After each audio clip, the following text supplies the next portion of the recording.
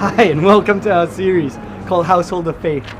You know, last week we looked at the letter F for faithful to the mission.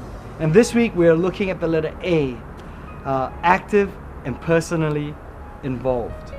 You know, if we want to be a household of faith, if we want to serve the Lord, I think some part of us, some part of our actual lives needs to be personally involved in that serving. It is not good enough for us to view our faith as something that is, conceptual or something that can then be outsourced.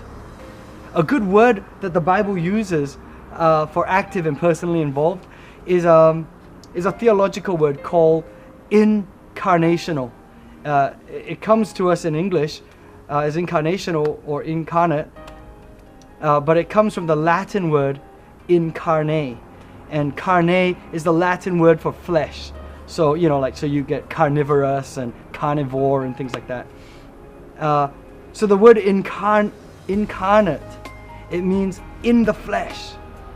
And it's used to describe not just how we are supposed to be embodying our faith, but actually it was originally used to describe Jesus Christ. Out of all of the ways that God could have showed up in this world, of all the ways that God could have served or could have advanced His kingdom, He chose to be active and personally involved. The incarnation is often referred to as Jesus coming into the world. You hear in Matthew the passage where Jesus is called Emmanuel. Immanuel. It means God, or it means with us, God. And that's really not just a picture of Jesus, but it's a picture of us. Our faith is supposed to not just be ideas and concepts of Christianity where we sit down at church. You know, one of the aunties in our church drew in our leaders retreat a picture for active and personally involved, and she drew a bum sitting on a seat, and she drew a big cross on it. Because our Christian faith is not bums on seats. The biggest thing that you're supposed to do as a Christian is not, hey, I'm going to church this Sunday. That's my big contribution to Christian faith. That's not it. We're supposed to embody Christ. Jesus Christ came to Himself to show us and to be personally involved in our life.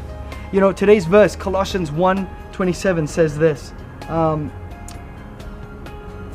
them, to the Gentiles, to the world, God chose to make known how great among the Gentiles are the riches of the glory of this mystery. This mystery, which is Christ in you, the hope of glory.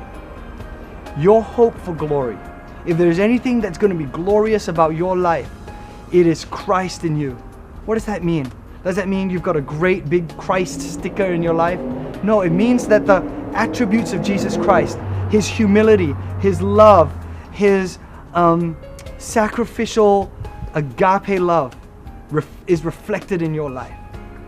And if that's true, then wow, that is your hope for glory.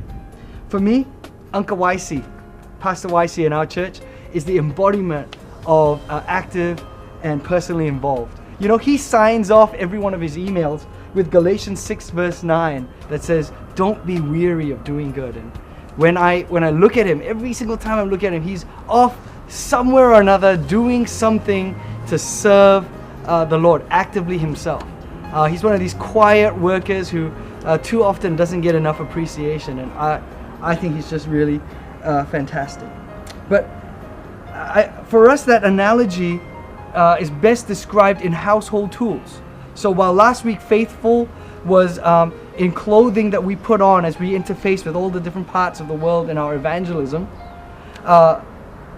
active and personally involved is household tools. Imagine if you had a hammer or a scissors that was just lying around, and it lay there for years and years and years until it was rusty. That would not be the purpose for that tool. You know, we're God's tools. We've been designed with great strengths, talents, abilities, experience, resources, and God doesn't want us to just sit around. He wants us active and personally involved.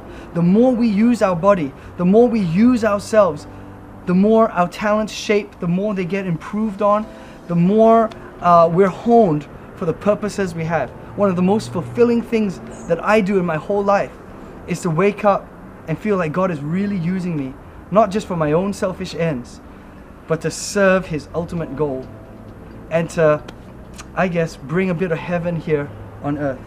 So can I encourage you, you have a talent, don't bury it.